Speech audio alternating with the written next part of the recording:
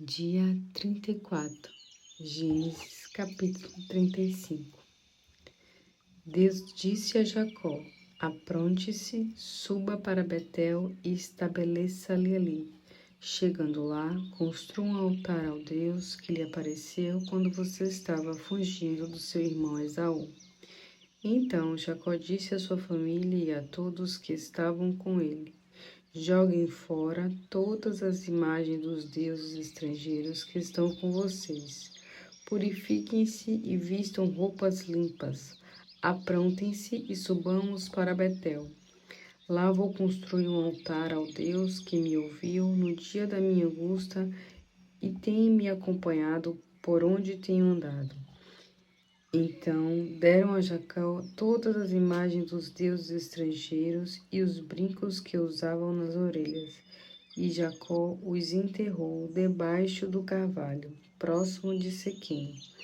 Quando partiram, o terror de Deus dominou de tal forma as cidades próximas que ninguém perseguia os filhos de Jacó. Jacó e todos que estavam com ele chegaram à luz, na cidade também conhecida por Betel, na terra de Canaã. Jacó construiu ali um altar e chamou o lugar de El-Betel, porque foi em Betel que Deus apareceu a Jacó quando estava fugindo do seu irmão Esaú. Débora, a ama de Rebeca, morreu e foi enterrada ao pé do carvalho. Essa árvore foi chamada de Alon-Bacute. Tendo voltado a Padã-Arã, Deus lhe apareceu de novo e o abençoou.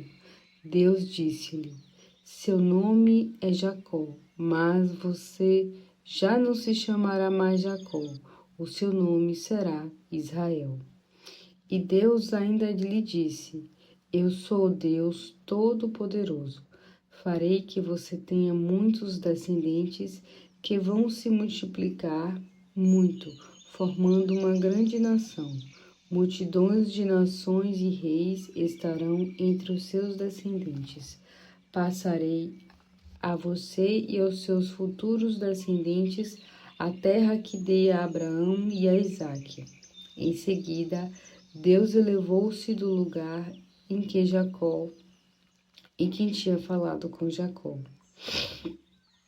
Então Jacó levantou uma coluna de pedra no lugar em que Deus tinha falado com ele. Depois derramou vinho sobre ela, ungiu-a com óleo de oliveira. Jacó chamou de Betel o lugar em que Deus tinha falado com ele. Eles saíram de Betel e foram a Efrata, já próximo à cidade. Raquel deu à luz a um filho.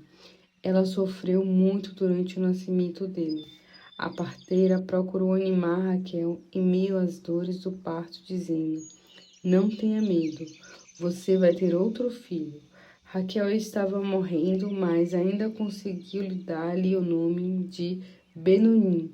Porém, seu pai deu-lhe o nome de Benjamim. Assim morreu Raquel. Ela foi enterrada junto ao caminho de Efrata, que é Belém. Sobre a sepultura de Raquel, Jacó ergueu uma coluna que está lá até hoje. Em seguida, Israel continuou viagem e armou sua tenda além da torre de Éder. Enquanto morava naquela terra, Ruben se deitou com Bila, a concubina do seu pai, e Israel ficou sabendo disso. Jacó teve 12 filhos. Estes foram os filhos que teve com Lia: Ruben, o filho mais velho de Jacó, Simeão, Levi, Judá, Isacar e Zebulun. Estes foram os filhos que teve com Raquel: José e Benjamim. Estes foram os filhos que teve com Bila, a serva de Raquel: Dan e Naphtali. Estes foram os filhos que teve com Zilpa, serva de Lia: Gade e Azer. Esses são os filhos de Jacó nascidos em Padã-Arã. Finalmente, Jacó chegou à casa do seu pai Isaque em Manre, em Quiriate-Arba, que é Hebrom, onde Abrão e Isaque tinham morado.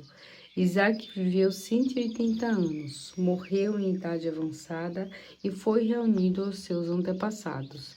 E seus filhos Esaú e Jacó o enterraram. Esta é a lista dos Gênesis, capítulo 36. Esta é a lista dos descendentes de Esaú, também chamado de Edom. Esaú casou-se com 3 mulheres de Canaã: Ada, filha de Eteu Elom, Olibama, filha de Aná, e neta de Eveu Zibeão, e também Basemate, sua prima, filha de Ismael, irmã de Ebaiote. Esaú e Ada tiveram um filho chamado Elifaz. Esaú e Basemate tiveram um filho chamado Reuel. Esaú e Olibama tiveram filhos chamados Jeus, Jalão e Corá. Todos estes filhos de Esaú nasceram em Canaã. Esaú reuniu suas mulheres, seus filhos e filhas e todas as pessoas de sua casa, os seus rebanhos, todo o seu gado, todos os seus bens que tinham adquirido na terra de Canaã, e mudou-se para outra região, afastando-se de seu irmão Jacó. Os seus bens eram também que já não podiam morar juntos. A terra onde tinham morado juntos não podia sustentá-lo por causa do seu gado. Por isso, Esaú, que é de Edom, foi morar no monte Seir. Estes são os descendentes de Esaú, pai dos Edonitas, no monte Seir. São estes filhos de Esaú: Elifaz, filho de Ada, mulher de Esaú; Reuel, filho de Basemate, mulher de Esaú. Estes foram os filhos de Elifaz: Temã, Omar, Zefô, Gaetã e Kenaz. Elifaz, filho de Esaú, tinha uma concubina chamada Timna, que lhe deu um filho chamado Amalaque.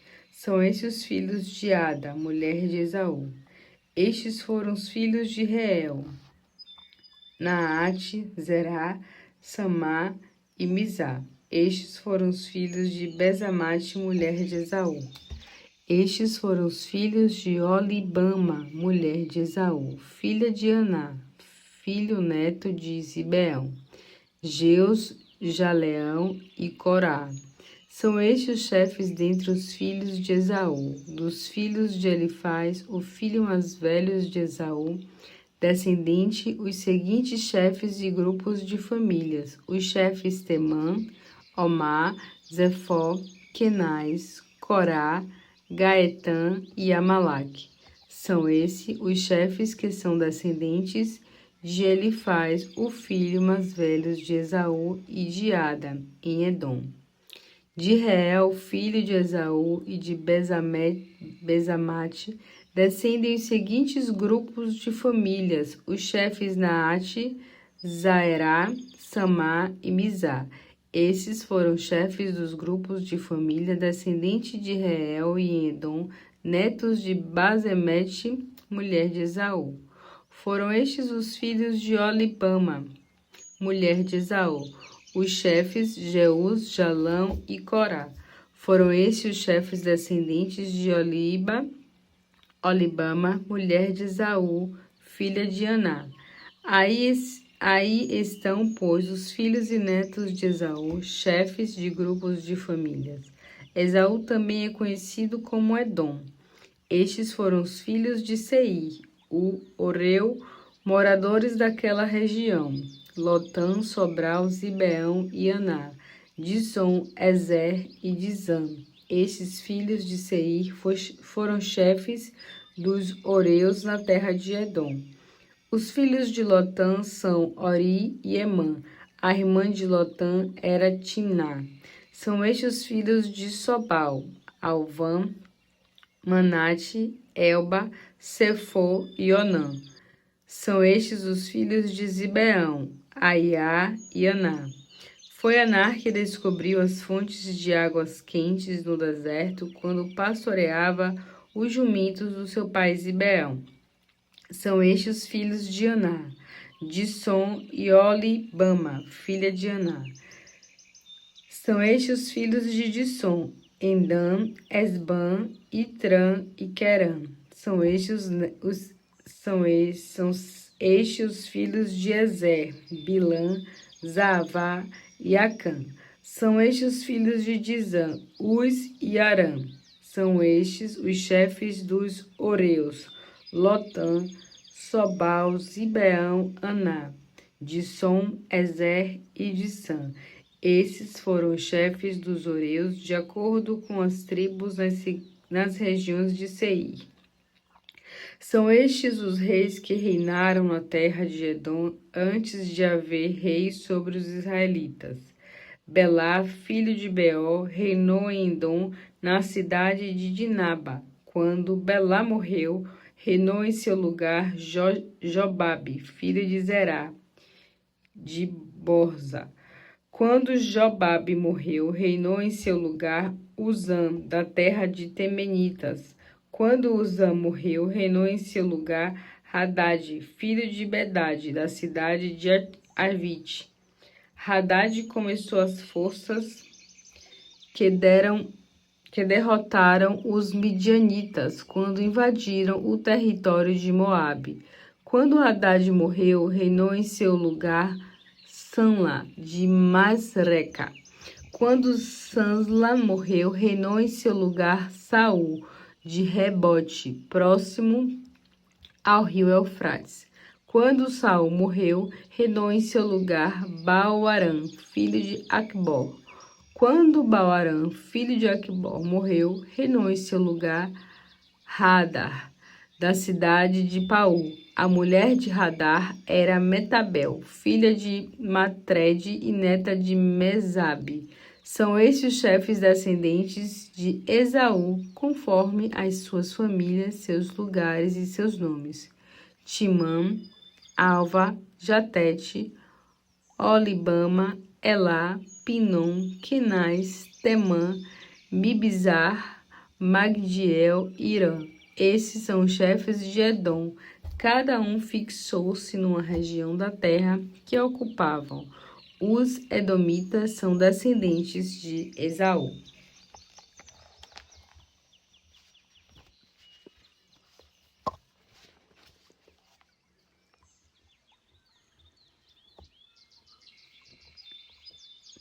Marcos, capítulo 6.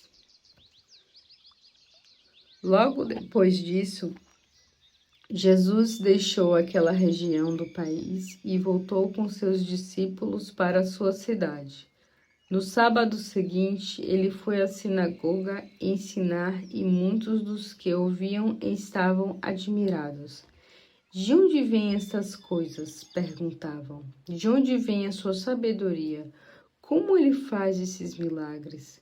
Não é ele o carpinteiro, filho de Maria, irmão de Tiago, José, Judas e Simão?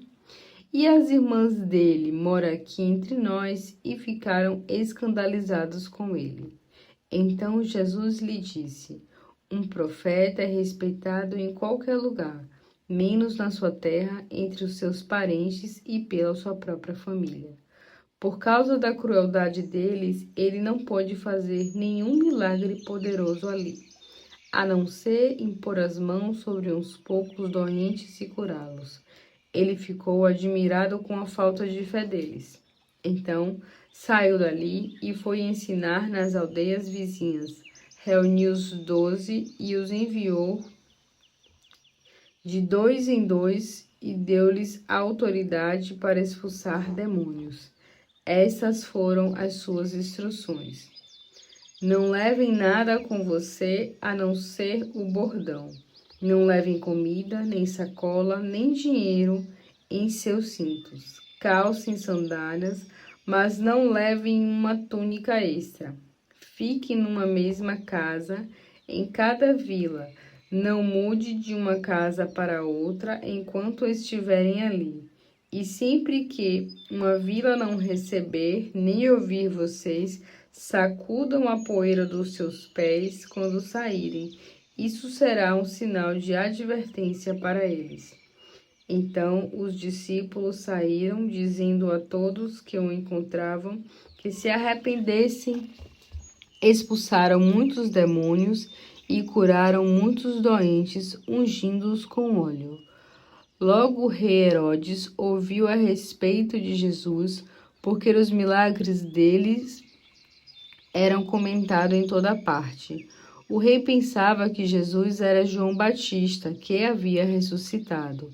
Por isso o povo estava dizendo: não admira que ele possa fazer tais milagres. Outros pensavam que Jesus era Elias, o antigo profeta que agora retornava à vida. Ainda outro afirmava que ele era um novo profeta, igual aos grandes profetas do passado.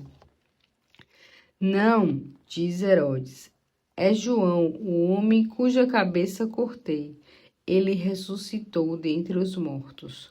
Pois Herodes havia mandado que soldados prendessem João e o amarrassem e colocassem na prisão por causa de Herodias, mulher de Filipe, seu irmão, com a qual havia se casado. João dizia a Herodes: está errado viver com a mulher do seu irmão. Herodias o odiava e queria que João fosse morto, mas sem a aprovação de Herodes, ela não podia fazê-lo. Herodes respeitava João, sabendo que ele era um homem justo, santo, e assim o mantinha debaixo de sua proteção. E Herodes ficava perturbado sempre que falava com João, mas mesmo assim gostava de ouvi-lo. Finalmente chegou a oportunidade de Herodias. Era o aniversário de Herodes. Ele ofereceu um banquete e convidou os principais líderes do palácio, os oficiais do exército e os cidadãos importantes da Galileia. Foi quando a filha de Herodias entrou, dançou diante deles e agradou a Herodes e aos seus convidados. Peça-me qualquer coisa que você quiser, prometeu o rei. Ainda que seja metade do meu reino, eu darei a você. Ela saiu e consultou a mãe, que lhe disse: peça a cabeça de João Batista. Então a jovem voltou depressa ao rei e disse: eu quero a cabeça de João Batista agora mesmo numa bandeja. Com isso, o rei se entristeceu, mas sentiu-se acanhado de quebrar o juramento diante dos seus convidados. Portanto, mandou um dos seus soldados à prisão cortar a cabeça de João e trazê-la. O soldado foi, decapitou João na prisão e trouxe a cabeça dele numa bandeja e deu à moça, e ela levou a mãe. Quando os discípulos de João souberam o que tinha acontecido, vieram buscar o corpo e colocaram no túmulo. Chegou um dia que os apóstolos voltaram de viagem. Vieram a Jesus e contaram-lhe tudo o que tinha feito e o que havia dito ao povo que visitaram. Então Jesus sugeriu: vamos sair por um instante do meio do povo para descansar, porque tanta gente ia e vinha que mal tinha tempo para comer. Então eles saíram de barco para um lugar mais tranquilo. Mas muitas pessoas o viram saindo e correram de todas as cidades e chegaram lá antes deles. Quando Jesus desceu do barco, ele viu uma grande multidão e teve compaixão deles, porque eram como ovelhas sem pastor, e ele lhe ensinou muitas coisas. Mais adiante, ao entardecer, os discípulos de Jesus vieram e lhes disseram: este lugar é deserto e está ficando tarde. Diga ao povo que vá embora às vilas e às propriedades próximas e compre alimentos para si, porque não há nada para comer aqui. Mas Jesus disse: dê-lhes vocês algo para comer. Com que? Perguntaram eles. Seria necessário muito dinheiro para comprar comida para essa multidão. Quantos pães vocês têm? Perguntou ele. Vão verificar. Eles voltaram e informaram que havia 5 pães e 2 peixes. Então Jesus disse à multidão que se assentassem em grupos na grama verde. Assim eles se assentaram em grupos de 50 e de 100. Jesus tomou os 5 pães e os 2 peixes, levantou os olhos para o céu e deu graças. Depois, partiu os pães e entregou aos seus discípulos, e também dividiu os 2 peixes com todos. A multidão comeu até ficar bem satisfeita. Os discípulos recolheram 12 cestos cheios de pedaços de pão e de peixe. Havia cerca de 5 homens ali para aquela refeição.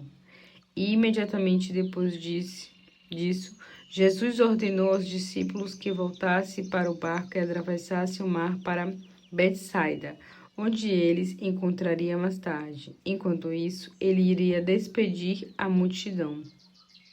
Depois de despedir a multidão, Jesus subiu no monte para orar. Durante a noite, enquanto os discípulos estavam no barco no meio do lago e Jesus estava sozinho em terra, ele viu que os discípulos se encontravam em sérios apuros, remando muito e lutando contra o vento e as ondas. Por volta das 3 horas da madrugada, Jesus dirigiu-se a eles, caminhando por sobre as águas, e estava se aproximando deles. Quando eles o viram andando ao seu lado, gritaram de medo, pensando que fosse um fantasma, porque todos eles viram e estavam aterrorizados. Porém, Jesus imediatamente falou: Vai tudo bem, disse ele, sou eu, não tenho medo. Então Jesus subiu no barco e o vento parou. Os discípulos ficaram assustados sem poder compreender aquilo, pois não tinham entendido o milagre dos pães, pois seus corações estavam endurecidos. Quando chegaram a Genesare, no outro lado do mar, desceram do barco. O povo que estava ali reconheceu Jesus imediatamente.